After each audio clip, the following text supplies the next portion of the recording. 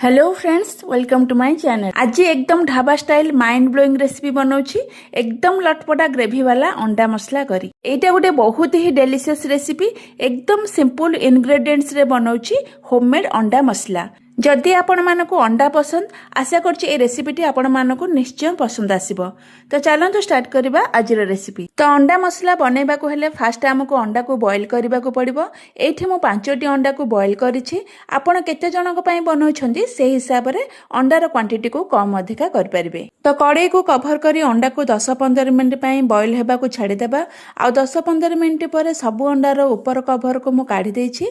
आ अंडा को एम्ति मझिरु कट कर देछि। यह द्वारा कौन हेबो ना अंडा भितर को मसला ऑब्जर्व कर परिबो। तापरे अंडा को टिके हल्का फ्राई करिया पई मु गोटे पैन रे गोटे स्पून ऑयल देछि। तापरे हाफ स्पून हल्दी powder, half spoon red chilli powder आ हाफ स्पून लूण दे भलसे मिक्स करी नेछि। तापरे अंडा को दे हल्का फ्राई करी नेछि। तो ये अंडा फ्राई हो गलानी। एबे आको साइड रे रखिबा आ अंडा पई मसला प्रिपेयर करबा। तो फ्लेम ऑन करी मु एठी गोटे कड़ाई बसैछि।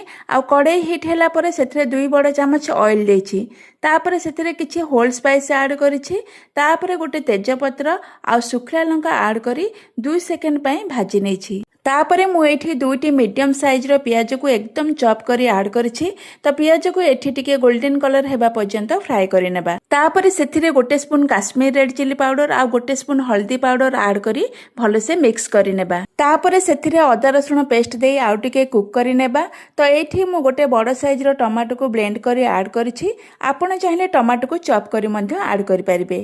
तापरे टमाटो को पियाज अदा रसुण सहित भलसे मिक्स करी किछि सेकंड पई कसी नेबा। तापरे देई देबा सेथिरे गोटे स्पून धनिया पाउडर, गोटे स्पून चिकन मसला, हाफ स्पून गरम मसला आ 3-4 स्पून पानी ऐड करी मसला को भलसे कसी नेबा। तो एठी मु गोटे छोटो बाउल रे हाफ बाउल दही ऐड करछि। एठी गोटे कथा ध्यान रखिबे, आपण जेते बेले भी मसला रे दही ऐड करिवे सेते बेले कोन करिवे ना गैस फ्लेम को पूरा लो रे रखिबे किंबा गैस फ्लेम को ऑफ कर देबे, नहले दही फाटी जिवो। आपण एठी सदा बेले फ्रेश दही यूज करिवे आ दही जगह रे क्रीम मध्ये ऐड करि परिबे। तो दही को मसला सहित भलसे मिक्स करी मसला को आउ 5-7 मिनिट कसी सारला परे मु गरम पानी ऐड करिछि। आपण ग्रेवी केते रखिबा को चाहुचंती से हिसाब रे पानी ऐड करिवे। बट मु बेसी ग्रेवी रखिनी, सेथि पई कम पानी ऐड करिछि।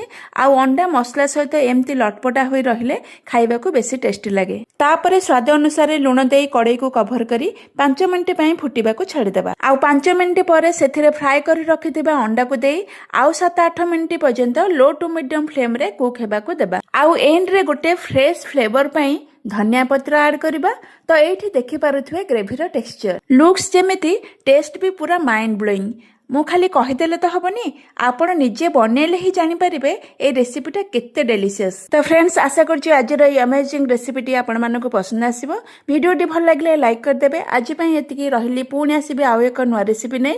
धन्यवाद।